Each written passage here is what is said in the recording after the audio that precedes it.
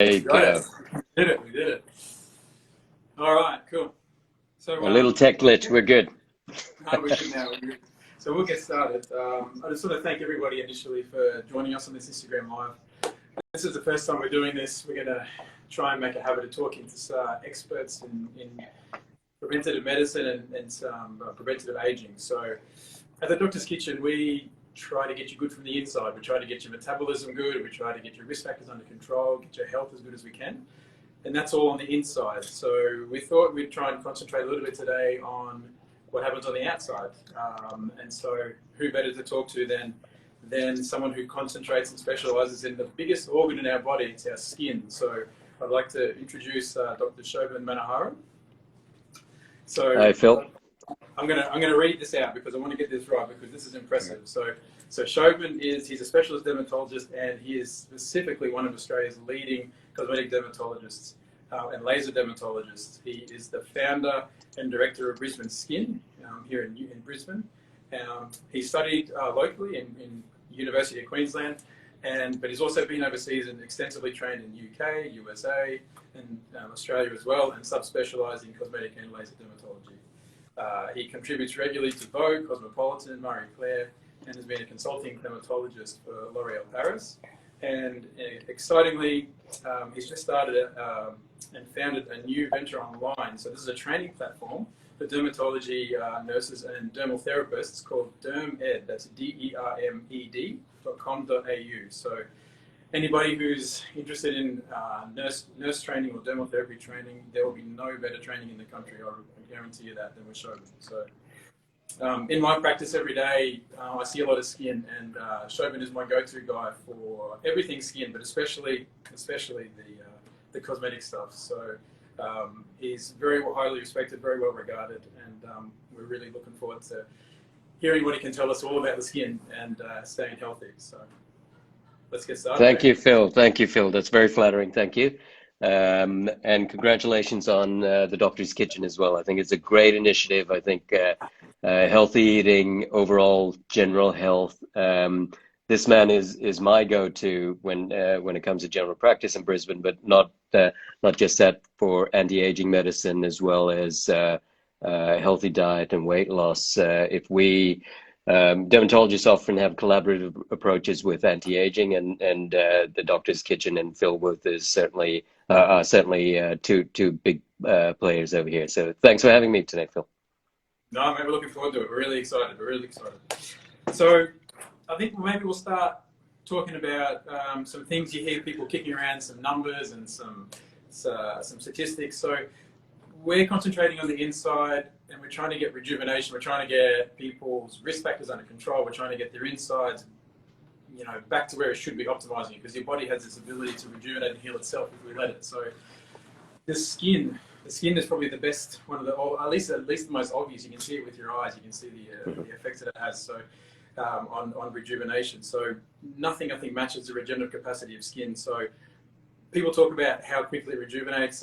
People read, every 35 days you get new skin. What's the sort of deal with that? How good is skin at rejuvenating itself and, in that anti-aging effect? No, so skin is good at rejuvenating, and it certainly turns itself over. The 35 days, that's a classical dermal therapy training and dermatology speak, but that varies. Certainly some of the keratinocytes, the epidermal cells, can turn over within 10 to 30 days. There are some cells like sebaceous glands, for instance, so when you get them, you're stuck with them for the rest of your life. And then there are external factors, right? So if you're older, for instance, your turnover is slower. If you have inflammatory skin conditions, then your turnover is quicker, and that's not always a good thing because you're turning cells over quickly. You've got to have the diet to balance that. You've got to have the right proteins in your diet and things like that as well. So I agree with you completely that the skin is often a good mirror or window to the inside. When someone has good skin health, they're often healthy inside as well. So they have a nice fresh glow. They're well hydrated. They've got antioxidants in their diet, so they're less likely to have flaws in their skin. The aging process is a little bit slower, and it's certainly when you're unwell and metabolically unwell. And Phil, you know more about this than I do. Then it reflects all the way from down from the organs all the way out to the skin. Yeah, yeah, for sure. Yeah, I mean, you can tell. You can, I guess, I mean, your skin is made from all the stuff that you're getting in, and the way you're treating your body. You know, if you treat your body well, you absorb those nutrients properly. You eat a good diet. You get all those macronutrients and the micronutrients, and that balance is right. And you know, your skin needs that, I guess, to do its thing. Absolutely. And to give you that glow and to give you that sort of that whole rejuvenation thing that happens. So I guess with all that turnover and all that rejuvenation, there's this whole concept of, you know, you are what you eat. Yeah, like you need stuff to make all those bits and pieces of your skin. So what's going into your mouth is a big impact on that. Yeah.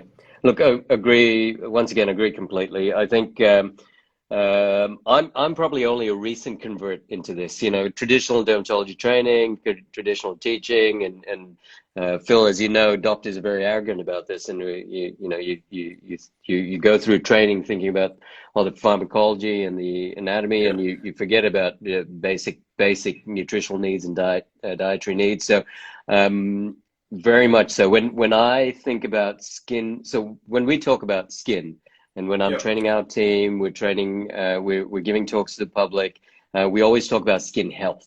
So it's not just rejuvenation, it's not just anti-aging.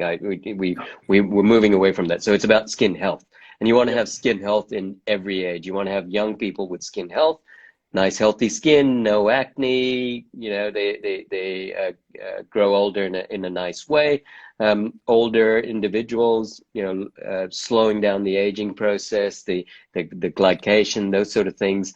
So when I'm talking about diet, and patients often ask me about diet, like I'm not a dietary expert. I send them to you, but basic things that I described and that are important from a skin perspective. Number one, have a balanced diet, right? So don't overdo anything, and you probably agree with that. Over the last few years, I've embraced a colorful diet. I'm trying to teach the kids. I've got 2 young kids. I'm trying to teach them the colorful diet. You know, reds and reds and yellows and greens, because that's where all the antioxidants live. And if you ingrain that into the younger kids in particular, they sort of take that on board, and really serves them well for the long term. It's an easy thing to remember. The other thing is hydration. I'm sitting here drinking some water, but I'm the worst at it. I'm drinking it because I haven't drunk it all day, right? So hydration is essential, and your skin reflects that really quickly. It's your first sign that, you know, your lips get cracked, your skin looks a bit sallow. If you're poorly hydrated, it really sort of plays a role. And then we get a little bit sophisticated about things, and sort of a little bit sexy about things. We talk about, you know, vitamin B's and vitamin C's, D's and E's, your antioxidants, whether you take these internally, and in certain cases, and certainly for my role, we often prescribe them externally as well. There's evidence for, you know, omega-3s and omega-6s, and the balance between that's quite important.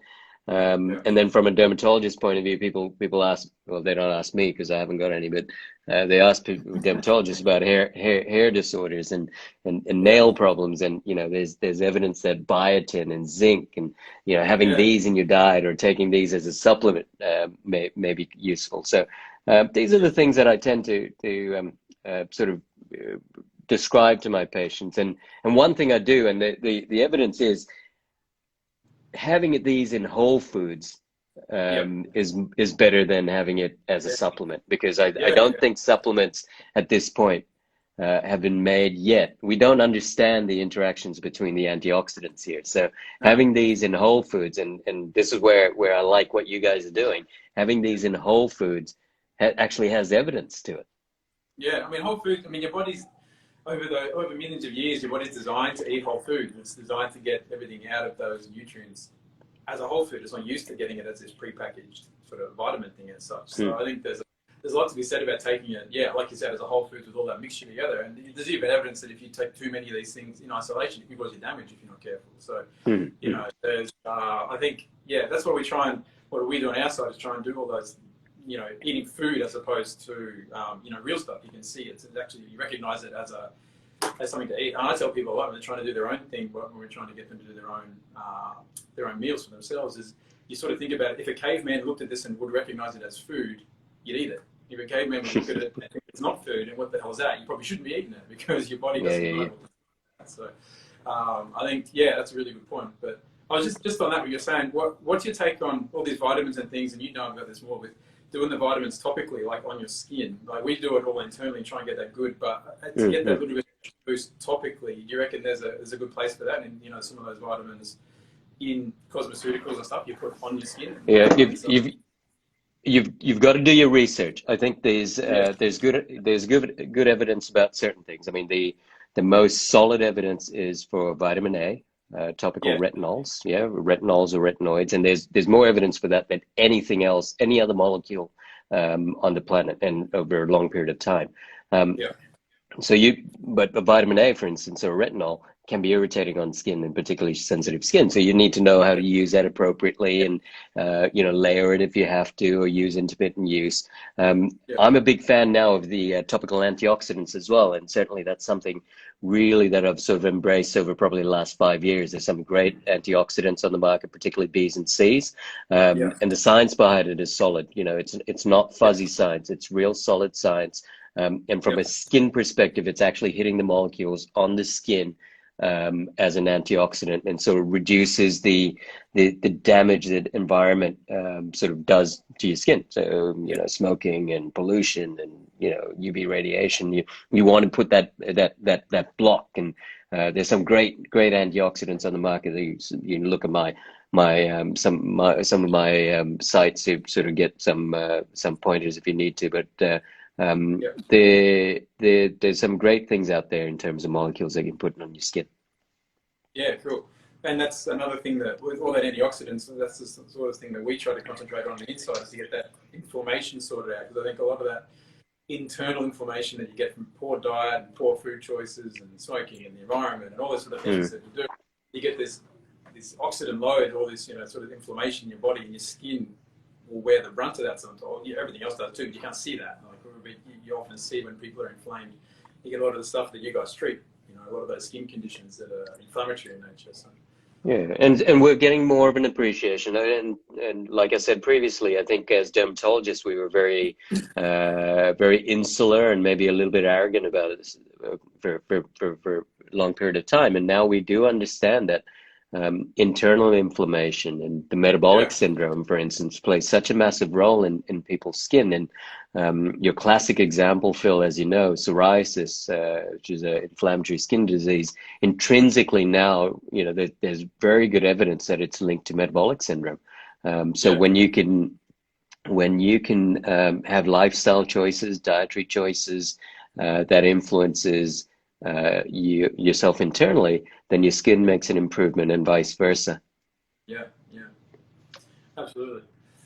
All right, well, let's maybe, before we've got some questions coming up, we might hit you up for your experts, 3 expert tips, simple things that people can do pretty easily. 3 experts tips from a dermatologist on how to keep your skin good, especially while you're trying to get weight loss and metabolically better and optimizing your health. What are 3 things you can do that can help keep your skin good?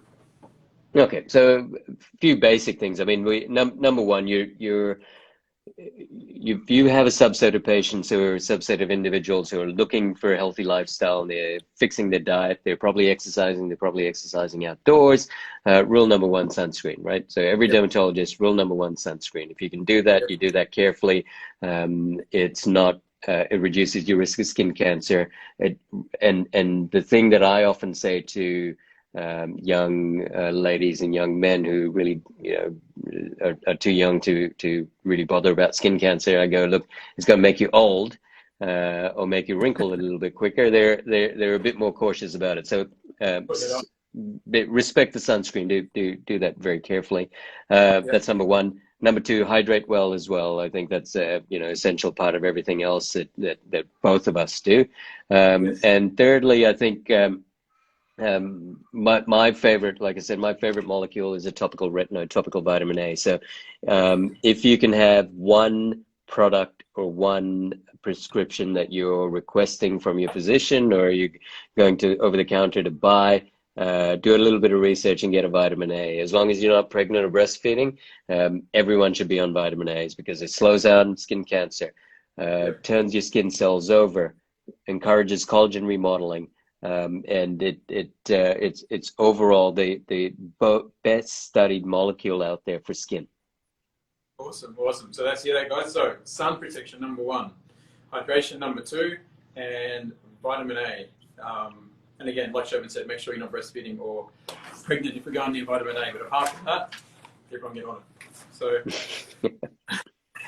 let's. All right, so let's do this. We had a whole bunch of questions. We put it out there yesterday to get some questions, and we had a list a mile long, but we sort of tried to summarise them a bit.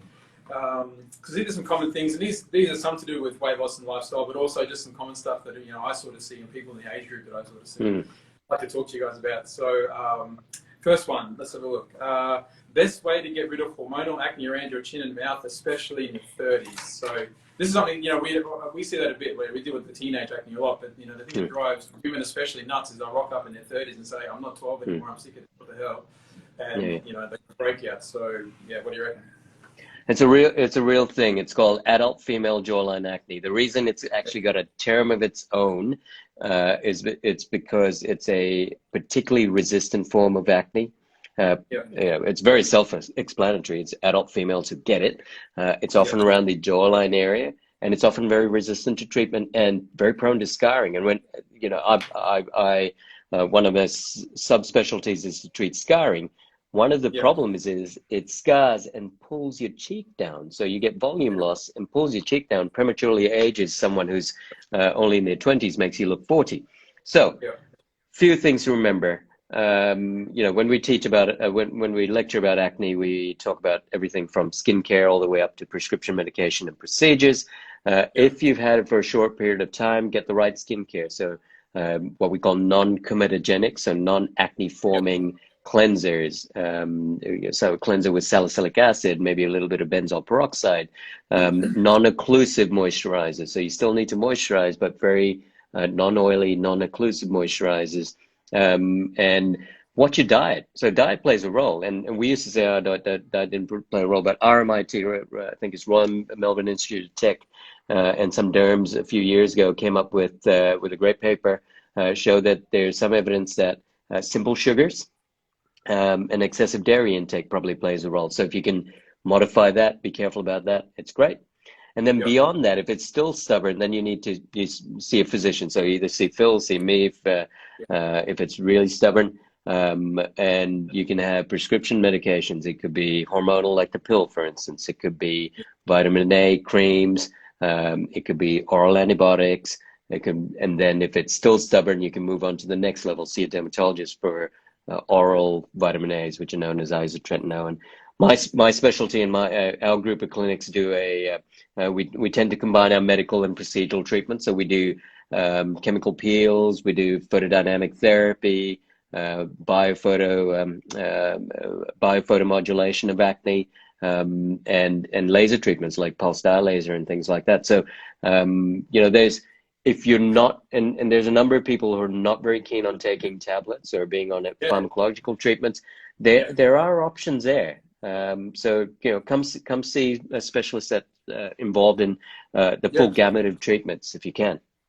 And I think that's an important thing. I think getting people to encourage them to come and see initially the GP to access that, but pushing your GP a little bit to get you to go see a specialist is important, because I think a lot of the time we try to fix stuff without involving you guys, but for things like acne in a woman in their 30s, I don't muck around with that. Like, I think that's, you don't need to be sitting around, you don't need to be copping that, and you're going to get scarring and things, and then so I think, well, that's the thing, right, Phil? So it's the scarring you want to stop, and everything else it's a bother, but if you get the scars, and it's a long-term implication, so that's what you want to stop. Yeah, and I tend to be quite aggressive with treating that. Like, I don't like mucking around, because I tell people, look, the scars are the issue. The way you fix scars is by not getting them, and we try and get Agreed. you early. Agreed. So I think getting people to be a bit pushy with the to try and encouraging their GPs to get. Most GPs are really good at it, but if they're a little bit resistant to the derms, I think it's important to get to see a specialist quickly, that sort of stuff, because you can make a massive difference. So we encourage you to, make sure everyone who's watching that if that is happening to you, come and see your GP first, because we're good at this sort of stuff. But ask and sort of see what we can do specialist-wise pretty quickly if you can. So yeah, love that. Here's the thing, and people ask about it, and I see this when we're getting people losing weight. The breakouts that happen when you lose weight, we just talked about we can make you better on the inside, and we get all the inflammation settled down, and we get you metabolically healthy, and in the long term, your skin will benefit. But this is the thing that happens, and I see it a bit, is that people will flare while they're losing. What are your thoughts on that? Yeah, I think we had a little chat about this beforehand, because we both probably see this a little bit, and I treat a number of athletes, and you're dealing with patients as well who are on a weight loss journey, and I think it's a real thing. I don't think it's made up. I think your hormonal axis goes a little bit out of kilter, either when you have a rapid weight loss or rapid weight gain as well, with the insulin resistance and things like that as well. So it certainly does happen. First thing we do as physicians, we check that you're not on the wrong thing. So, are you losing weight properly? You're not taking supplements that are inappropriate. I've got some guys will see me who sort of go pretty hard at the gym, and they're taking a few little extra vitamins that maybe might be contributing to the acne, and that's and I understand. I'm not condoning it, but it all plays a role with your skin flaring up. So see, it can happen. You can combat it. That's the important thing. So see a doctor or a specialist when you're struggling with it early. Very good. All right, and just the last one. Some questions about skin sagging when you're losing weight. So we worry about this a bit. We're getting the weight off and we're getting healthier, but your skin starts to be a bit saggy with that weight loss. So got any tips about that? Skin sagging is it's a real problem, and what I like about you guys is that with the doctor's kitchen, you're prescribing not a rapid weight loss plan. It is something that's a lifestyle, gradual weight decrease and a sensible reduction. And that's the same from my end. If you rapidly either gain or rapidly lose weight, then you're going to be more likely to end up with more problems with sagging skin. Now, having said that, there are some patients who will lose weight in the most appropriate way and still have sagging skin, just because of the amount of weight or their skin type or their age and things like that. And then it really depends on how bad it is, the location, where it is on the body, and then their lifestyle and their options. So if it's severe and it's really a lot of skin laxity, there's nothing non-surgical that'll help. So that's when you don't waste your time getting non-invasive treatments done if it's a real bother, if you've got a lot of laxity. So you go ahead and when they see me, I'll refer them to one of the plastic surgeons in our group, and they might do an abdominoplasty, for instance, or a neck lift. Now the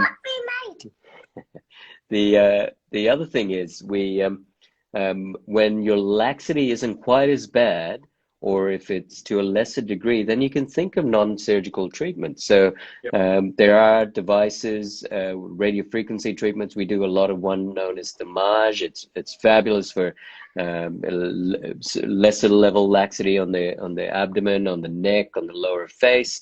You can get injectables done. One of the problems with rapid weight loss or weight loss is that you can lose weight all the way from your skin all the way down to the bone. And so this needs to be controlled, and you need to do it in a careful way.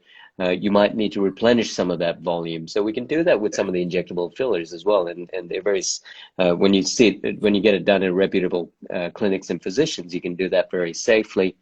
The other thing to keep in mind is, with that weight loss, you might also, you're seeing that you're looking a lot better. You're feeling a lot better about yourself, but if your skin texture and quality and you've got sunspots and things like that, you want to address that as well. And so, you'd have patients who'll come in to see us for treatments like Fraxel. So that's sort of to improve the surface texture of skin and get rid of the sunspots and pigmentation, and just give it, it's about the whole individual. It's not about treating one organ. It's about giving No. them a, and you know, like I said to start off with, it's all about skin health and overall health as well. Cool. Yeah, very good. All right, mate. Well, I think that that covers everything. I think I just want to give you a really big thank you, mate. I mean, expert advice, and I'm really, really, very humbled and very, very happy that we could join the Savo and have a talk about some stuff. Because honestly, and I mean this, you're one of the most respected derms in Brisbane, and I really thank you very much for your time. So.